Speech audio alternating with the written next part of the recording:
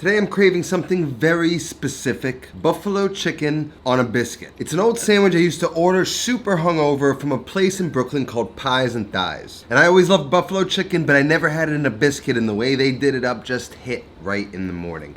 So today we're gonna make it, but first we need to make biscuits. So let's just jump right into it. Now, ever since I recovered from COVID, I've had some wild cravings. I feel like a pregnant woman. And one of them is this chicken and biscuit dish I used to enjoy years ago. Now, I don't have a biscuit recipe, so I'm gonna use John Cannell of the Preppy Kitchen's recipe. He's my mom's favorite creator, second to me, of course. So I'm gonna leave a link down in the description to his recipe, but I'll walk you through it now. Now, if you wanna be a better baker, the fastest way to do so is by using a scale. We're gonna measure out 480 grams of all-purpose flour, roughly about 4 cups if you measure it properly with a cup measure. To that, we're gonna add 2 tablespoons of granulated sugar, 1 tablespoon of baking powder, and 2 teaspoons of salt, and we're gonna mix that together. Next, we have butter, and we need some unsalted, very cold butter, and we're gonna need a cup of it. 1 stick is about a half cup, so we're gonna need 2. And we wanna use this really good European butter. If you can, you will taste the difference. There's less water and more fat, so more flavor. And we really want this hard as a rock. You can toss it in the freezer for a little bit, but we're just gonna work this with our hands, and our hands are hot. We're gonna dice it into cubes and get that into the bowl of flour. Once it's in the bowl, we want to use our fingertips, which are the coolest part of your hands, and quickly work to break up the butter cubes. Coat them with flour, and then using your fingers to sort of squeeze and smash the flour into the butter, squishing them flat into smaller pieces, and you want to do that to every piece of butter. Use your hands, make sure there's no large pieces of the butter remaining. They're all kind of flat, squished, and processed into smaller pieces. And then since we just worked that with our hot hands, I'm going to toss it into the refrigerator for about 20 minutes, just so the butter can firm back up again. Once it's chilled for a little bit and the butter's firmed back up, we're going to take some whole milk. We're going to add 1 1/3 cup or 320 milliliters. And we're going to slowly fold that into the flour mixture with a spatula until the dough comes together. We don't really want to over mix it at this point because we're going to work it on the board. Then we want to turn it out onto a well-floured work surface, flour your hands, and then start to pat the mixture into a rectangle about 1 inch thick. Use the flour as needed to make sure that it doesn't stick to the board, and then we're going to start to layer it by folding the dough onto itself. And once it's folded, we're going to take a bench scraper and cut it in half lengthwise, and then placing those 2 halves on top of each other, and then pat it back down to a rectangle again. You're going to repeat this process about 3 times.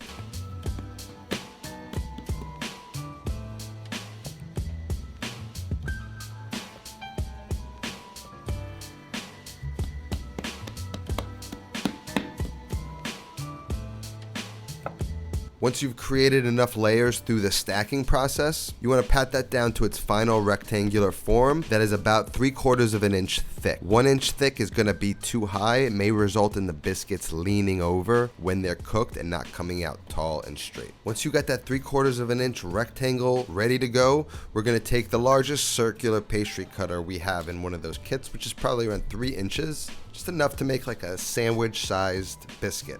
We're gonna flour the edges, and then we're gonna cut the biscuits out, but we don't wanna cut and twist them. We wanna push down with the cutter and then pull up. Twisting can pinch the layers, and it might result in them not rising properly in the oven. Then place a sheet tray lined with parchment paper and gently push out the biscuit onto the sheet tray. And then we're gonna repeat with the rest of the dough. Layer should get us about 3 biscuits. Then we can take the scraps, and we're gonna be able to squeeze out about 2 more to create 5 total biscuits out of this batch of dough, especially if you cut them this big, which we're using specifically for sandwiches. Then we're gonna place the 3 in the fridge to firm up while we prep our chicken cutlets, and then I can freeze the final 2 and bake them straight out of the freezer whenever I need. So while these biscuits chill, we can prep our chicken cutlets. So we wanna slice a chicken breast really thin. A chicken breast is tapered, so I always start on the thickest end here. And I use a nice little flexible boning knife that's very thin, so it's almost like a deli slicer. I'm gonna bring it closer to me just so I can rest my arm off the cutting board so I can make sure I get thin slices all the way through. And then starting at the top, I'm push down, try and make sure it's really nice and dry, and then just start to shave thin pieces. The top piece will be a lot smaller than the other pieces, but you're able to get a pretty thin slice. And just do the same thing really slowly on each level. Nice and even all the way through. Now, of course, you don't need to go paper thin like I like to do it, but if you do want to, now you know how. Next, we're going to set up a basic 3-stage breading station with some flour, 2 eggs. We're going to beat the eggs up.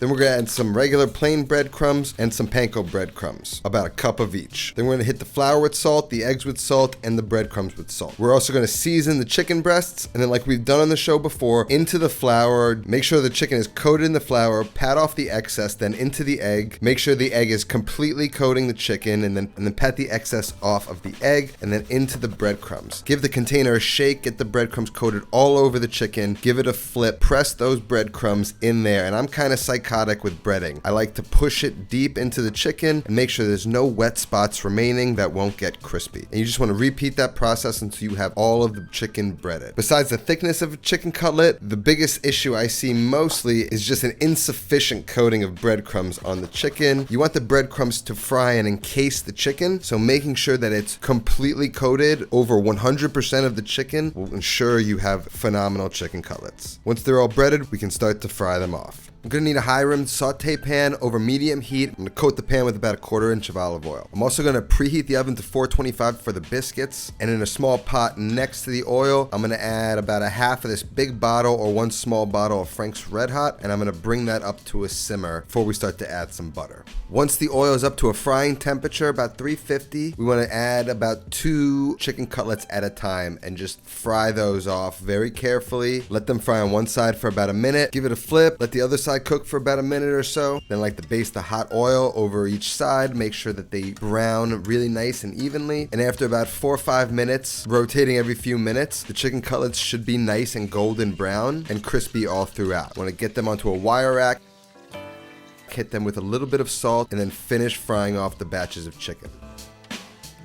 At this point, the Frank's Red Hot should be simmering, so I'm going to take about a half stick of really cold butter, chop it up into cubes, drop the temperature down to low, and slowly whisk in the cold butter a few knobs at a time to finish the buffalo sauce. While I'm whisking in that butter, I'm also frying the cutlets, basting them, flipping them. Once they're browned, get them out of the oil, and you're ready to make sandwiches. Now I'm just going to give the buffalo sauce a little taste. I'm going to hit it with a little bit of salt, and I'm going to just finish adding the rest of the butter. And once that butter is fully incorporated, I'm going to set that off to the side, off the heat, let it cool slightly, and it'll slightly thicken. The oven should be preheated by now. We're going to take those cold biscuits straight out of the refrigerator and directly into the oven at 425 degrees, and we're going to set a timer for 20 minutes and let those cook. And while they're cooked, you can see the buffalo sauce has thickened up slightly. We've got nice, thin, crispy chicken cutlets, and we can get started making our maple butter. So now while the biscuits bake, we want to prep a little bit of maple butter to spread on the inside of the biscuits when they're done before we make the sandwiches. I have some softened butter here, sitting at room temperature. I go with just about 3 tablespoons of the butter, a little maple syrup. Going with a good 2 tablespoons, you kind of want it sweet. And a little salt, because it's unsalted butter. And then just mix it all together.